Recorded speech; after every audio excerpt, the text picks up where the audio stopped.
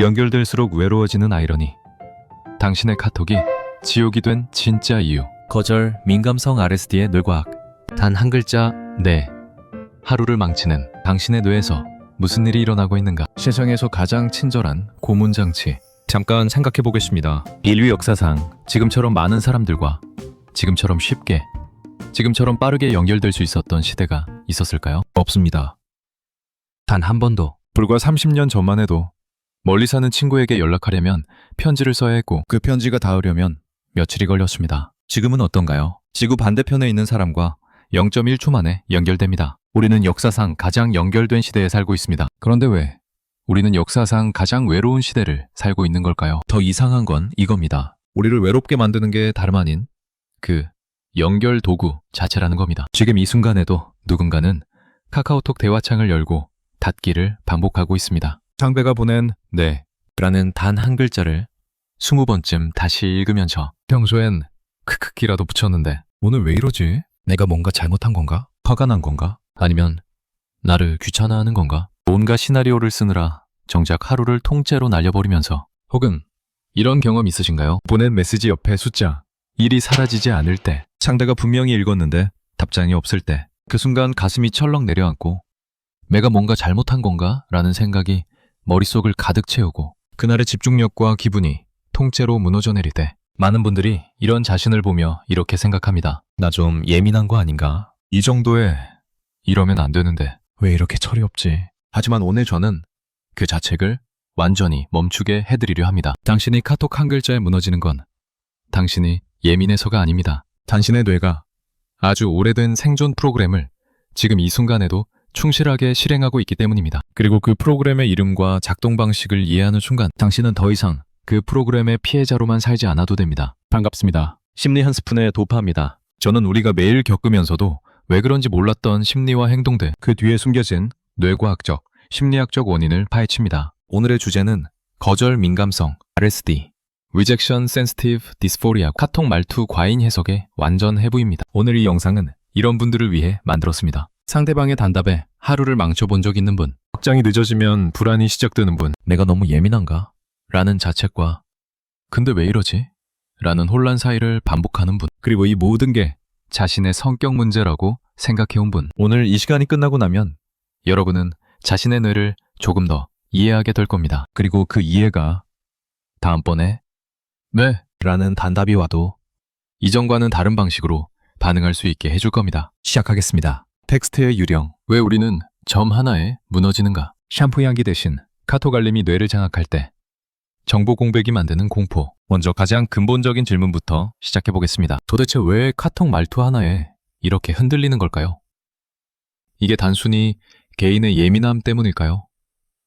아닙니다. 여기에는 아주 명확한 뇌과학적 이유가 있습니다. 핵심 개념 하나를 먼저 드리겠습니다. 비언어적 정보의 박탈, Non-verbal Information Deprivation 입니다. 우리가 누군가와 직접 대면해서 대화할 때 실제로 우리가 주고받는 정보의 양을 생각해 보세요. 상대방의 표정, 눈빛, 목소리의 높낮이, 말의 속도, 몸짓, 자세. 심리학자 알버트 메러비언의 연구에 따르면 대면 커뮤니케이션에서 실제 말의 내용이 차지하는 비율은 고작 7%에 불과합니다. 나머지 93%는 비언어적 신호들이 담당합니다. 표정과 몸짓이 55%, 목소리 톤이 38%를 차지하죠. 그런데 카카오톡은 어떤가요? 오직 텍스트뿐입니다. 그 93%의 정보가 통째로 사라집니다. 내용의 7%만 남은 채로 우리는 상대방의 감정과 의도를 해석해야 합니다. 이건 마치 영화를 소리도 없고 화면도 없이 자막만 보고 내용을 파악하려는 것과 같습니다. 이렇게 정보가 부족한 상황에서 뇌는 어떻게 반응할까요? 뇌는 공백을 채우려 합니다. 비어있는 93%를 뭔가로 메워야 한다는 강박적인 충동을 느낍니다. 그런데 문제는 뇌가 이 빈칸을 채울 때 낙관적인 추측보다 최악의 시나리오를 우선적으로 꺼내든다는 겁니다. 네 라는 단답을 받았을 때 아, 바쁜가 보다 라고 생각하기보다 화났나? 내가 뭔가 잘못했나? 라고 해석하는 이유가 바로 여기 있습니다. 이것은 의지의 문제가 아닙니다. 뇌의 구조적 반응입니다. 왜 최악의 시나리오를 먼저 꺼내는지 그 이유가 다음 장에 있습니다. 그리고 이 이유를 알고 나면 자신에 대한 시선이 조금 달라질 겁니다. 당신은 예민한 게 아닙니다. 심리학이 뒤집은 상식. 살면서 이런 말을 들어보신 적 있으신가요? 너 너무 예민한 거 아니야? 그냥 카톡인데 왜 그렇게 생각이 많아? 좀 둔해져봐. 그게 편해. 정말 그럴까요? 우리가 카톡 말투에 상처받는 건 우리가 의지만 강하게 먹으면 극복할 수 있는 예민함의 문제일까요? 하버드 의과대학과 연계된 연구자들의 연구 결과를 들어보겠습니다. 사회적 거절, 즉 타인에게 무시당하거나 배제되는 경험을 할 때 우리 뇌에서 활성화되는 영역이 어디인지 fMRI로 측정했습니다. 그 결과가 충격적입니다. 사회적 거절을 느낄 때 활성화되는 뇌 영역이 뜨거운 불에 손을 대거나 타격을 받을 때 활성화되는 신체적 통증, 헤로인 전방 대상 피질, ACC, Anterior Cingulate Cortex와 상당 부분 일치했습니다. 이게 무슨 의미일까요? 상대방의 차가운 단답에 마음이 아픈 건 단순한 비유가 아닙니다. 뇌가 실제로 그것을 물리적 고통과 유사한 방식으로 처리하고 있다는 겁니다. 당신이 카톡 한 글자에 가슴이 철렁 내려앉는 건 당신이 유리멘탈이어서가 아닙니다. 당신의 뇌가 그것을 실제 고통으로 인식하도록 설계되어 있기 때문입니다. 좀 둔해져봐 라는 말은 뜨거운 걸 만져도 안 아프면 돼 라는 말과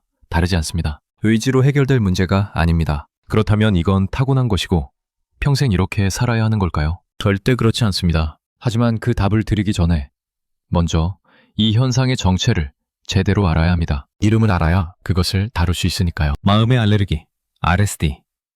당신의 뇌가 카톡을 사자로 인식하는 이유. 자, 이제 오늘의 핵심 개념을 소개할 시간입니다. 거절 민감성 불쾌감, RSD. Rejection Sensitive Dysphoria. 처음 들어보시는 분들이 많을 겁니다. 이 개념을 처음 체계화한 사람은 미국의 정신과 전문의 윌리엄 닷슨 박사입니다. RSD는 쉽게 말하면 이겁니다. 실제 거절이든 상상된 거절이든 타인의 비판이나 실망에 대한 인식만으로도 극도로 강렬하고 압도적인 감정 반응이 즉각적으로 일어나는 현상입니다. 마음의 알레르기라는 비유가 가장 정확합니다. 땅콩 알레르기가 있는 사람에게 땅콩은 대부분의 사람에게는 그냥 간식인데 그 사람에게는 생명을 위협하는 물질입니다. 반응 자체가 과도한 게 아니라 그 사람의 면역 시스템이 그것을 위협으로 인식하도록 설정되어 있기 때문에 일어나는 일입니다. RSD도 마찬가지입니다. 대부분의 사람에게는 그냥 바쁠 때 보내는 단답. 네, RSD가 있는 사람에게는 뇌의 경보 시스템을 풀 가동시키는 신호가 됩니다. 그 순간 뇌 안에서 어떤 일이 일어날까요? 뇌의 감정처리센터인 편도체, 에미그달라가 그 텍스트를 위협 신호로 분류합니다. 그 즉시 전두엽, 즉 이성적 판단을 담당하는 영역이 마비되기 시작합니다. 심리학에서는 이것을 편도체 하이제킹, 어믹달라 하이제킹이라고 부릅니다. 문자 그대로 감정이 이성을 납치하는 상황입니다. 이 상태가 되면 이성적인 생각이 작동하지 않습니다. 아, 걔 원래 바쁜 사람이잖아 라는 생각을 하고 싶어도 그게 안 됩니다. 뇌가 이미 다른 모드로 전환되었기 때문입니다. 도망쳐. 저 사람이 널 싫어하기 시작했어. 라는 원시적 본능만 남아서 비명을 지릅니다. 그런데 여기서 가장 중요한 질문이 남습니다. 왜 어떤 사람들은 이 RSD의 영향을 더 강하게 받는 걸까요? 그리고 그것이 성격 유형과 어떻게 연결되는 걸까요?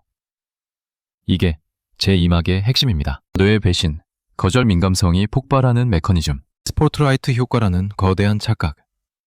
당신은 남들의 무대에 없다. 다음 장을 시작하기 전에 먼저 우리가 가진 아주 강력하고 아주 오래된 착각 하나를 부셔보겠습니다. 지금 이 순간 여러분은 얼마나 많은 사람들의 시선을 의식하고 계신가요? 아까 회의에서 했던 발표, 지하철에서 실수로 넘어질 뻔했던 순간, 카페에서 주문을 잘못해서 당황했던 장면, 이 모든 것들을 주변 사람들이 다 봤을 거라고, 다 기억하고 있을 거라고 생각하시나요? 심리학에서는 이것을 스포트라이트 효과, 스팟라이트 이펙트라고 합니다. 마치 자신에게 거대한 스포트라이트가 항상 켜져 있어서 주변 모든 사람이 자신을 주목하고 있다고 느끼는 인지적 편향입니다. 코넬 대학교의 토마스 기로비치 교수가 진행한 실험이 있습니다. 참가자들에게 굉장히 부끄러운 티셔츠를 입히고 방 안에 들어가게 한 뒤 방에 있던 사람들 중 몇 퍼센트가 그 티셔츠를 기억할지 예측하게 했습니다. 참가자들은 평균 50%가 기억할 것이라고 예측했습니다. 실제로는 몇 퍼센트였을까요? 23%였습니다. 참여자들이 생각한 것의 절반도 안 됩니다. 왜 그럴까요? 사람들은 각자 자기 인생이라는 영화의 주인공으로 살기 때문입니다. 모두 자기 걱정, 자기 생각, 자기 드라마에 몰두해 있습니다. 당신의 카톡 말투를, 당신의 실수를 분석하고 평가할 여유가 사실 대부분의 사람들에게는 없습니다. 우리가 느끼는 불안의 상당 부분은 타인의 실제 시선이 아니라 내가 만들어낸 상상의 시선입니다. 그런데 왜 우리는 이렇게 타인의 시선을 과대평가하도록 설계된 걸까요? 그 이유가 충격적이면서도 납득이 됩니다. 13%의 비밀. 사회적 불안은 당신만의 문제가 아니다. 먼저 숫자 하나를 드리겠습니다. 13%. 세계보건기구 WHO와 관련 연구들에 따르면 전 세계 인구의 약 13%가 평생 한 번 이상 임상적 수준의 사회 불안을 경험합니다. 이 수치는 흔히 알려진 우울증의 유병률과 비슷하거나 더 높습니다. 지금 이 영상을 보고 계신 분들 중에도 적지 않은 분들이 카톡, 단답 하나에 하루를 망친 경험이 있으실 겁니다. 그리고 그 경험이 창피하거나 나만 이러는 것 같아서 말을 못했을 수도 있습니다. 그런데 사회적 불안은 사실 인류의 굉장히 오래된 그리고 굉장히 합리적인 생존 반응에서 출발합니다. 앞서 새벽 감성 영상에서 말씀드렸던 것처럼 우리 조상들은 집단을 이루어 살았습니다. 그 집단에서 소외되는 것은 곧 죽음을 의미했습니다. 혼자서는 맹수를 막을 수 없고 먹이도 구할 수 없었으니까요. 그래서 뇌는 사회적 거절을 물리적 위협과 동등하게 처리하도록 진화했습니다. 집단에서 밀려나면 안 돼 라는 정보 시스템이 아주 강력하게 설계된 겁니다. 카톡, 단답에 심장이 매려앉는 건 그 경보 시스템이 현대적 상황에서 오작동하는 겁니다. 맹수 대신 단답. 네, 그 자리를 차지한 겁니다. 이해가 되시죠?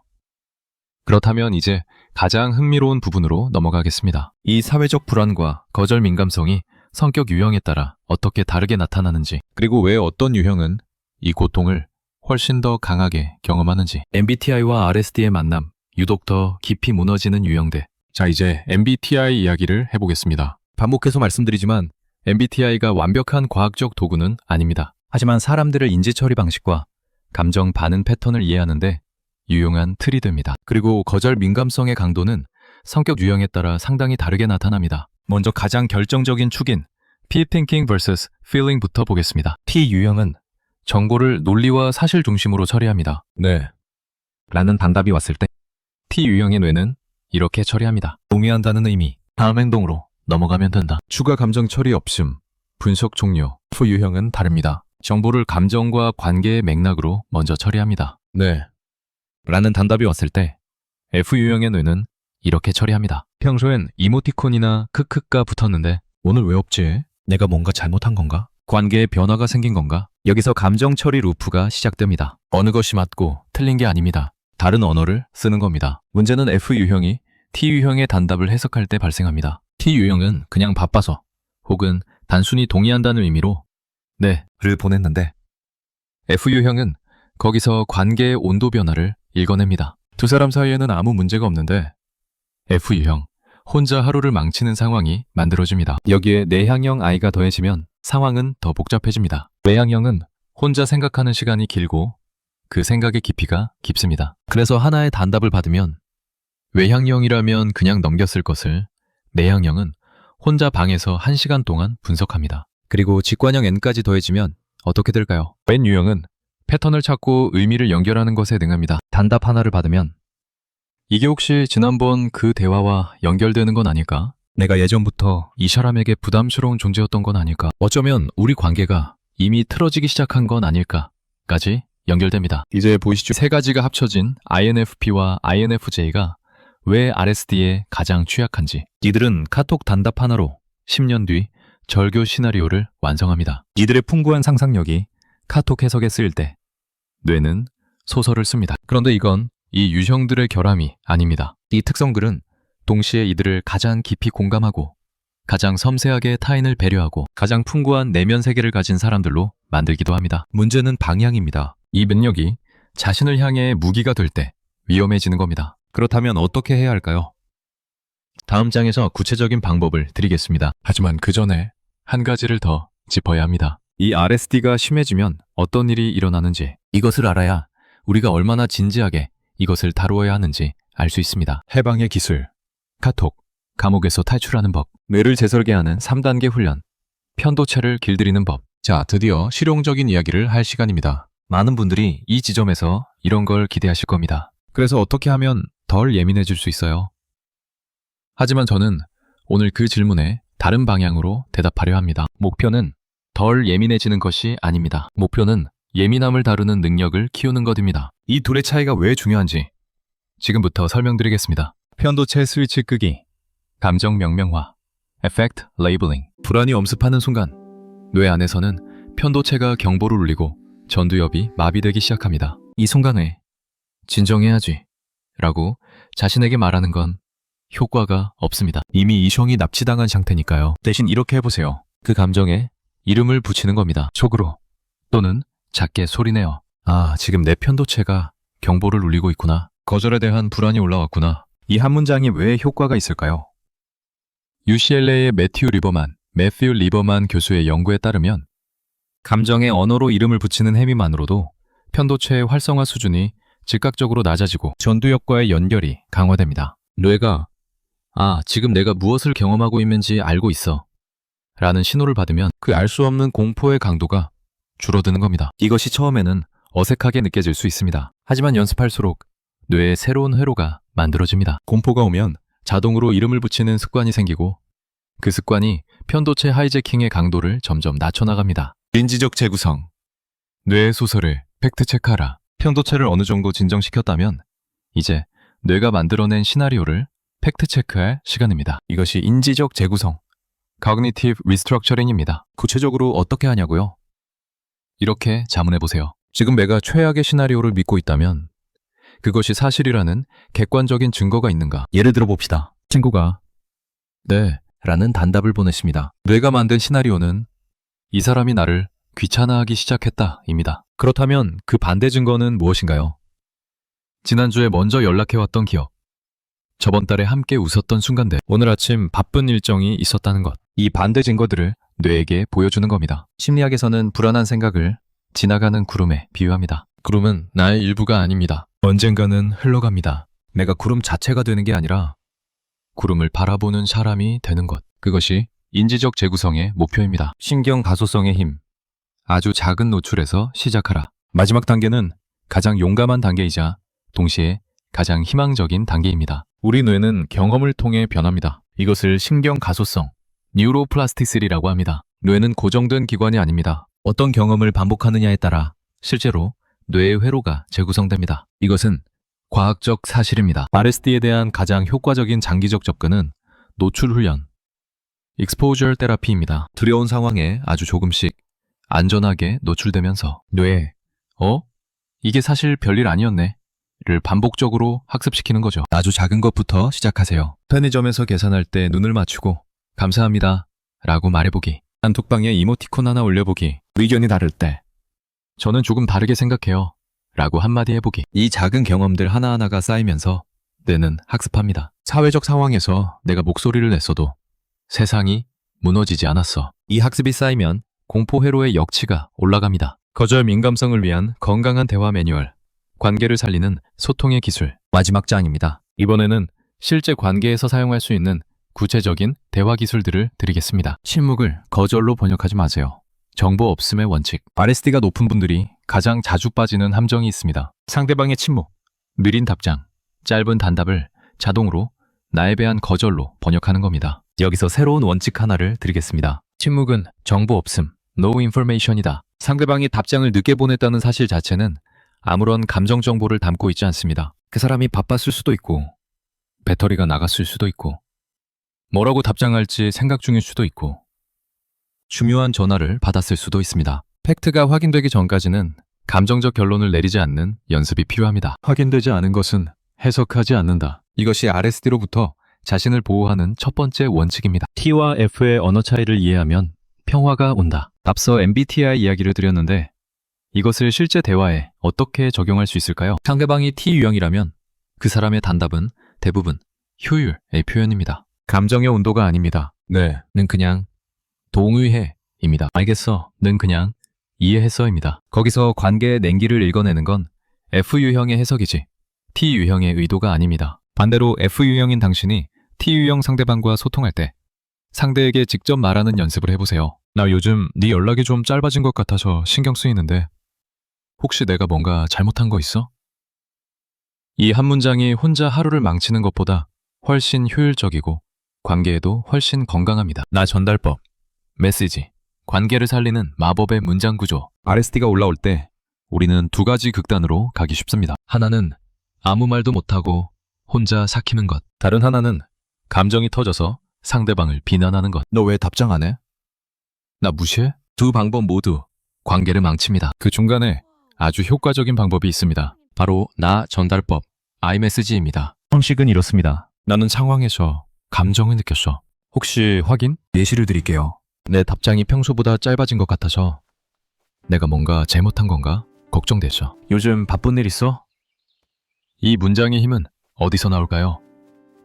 상대방을 주어로 삼아 비난하는 게 아니라 내 감정을 주어로 삼아 솔직하게 전달합니다. 상대방은 방어벽을 칠 필요가 없고 오히려 당신의 취약함이 신뢰를 만들어냅니다. 취약함을 드러내는 것이 약함처럼 보이지만 사실은 가장 강력한 관계의 접착제입니다. 브레네 브라운이 수십 년의 연구를 통해 밝힌 것처럼 깊은 연결은 취약함을 드러내 용기에서 시작됩니다. 5초 룰과 신체 리셋, 즉각적인 위기 대처법, 마지막으로 불안이 엄습하는 바로 그 순간에 사용할 수 있는 즉각적인 방법을 드리겠습니다. 심리학자 멜 로빈스가 대중화한 5초 룰을 여기에 적용해보세요. 불안한 생각이 올라오는 순간 5초를 세고 즉시 몸을 움직이는 겁니다. 자리에서 일어나거나 물을 마시거나 간단한 스트레칭을 하거나 몸을 움직이는 행위 자체가 뇌의 주의를 감각정보로 전환시키고 반추의 루프를 물리적으로 끊어냅니다. 여기에 찬물로 세수를 더하면 더욱 효과적입니다. 차가운 물이 얼굴에 닿는 순간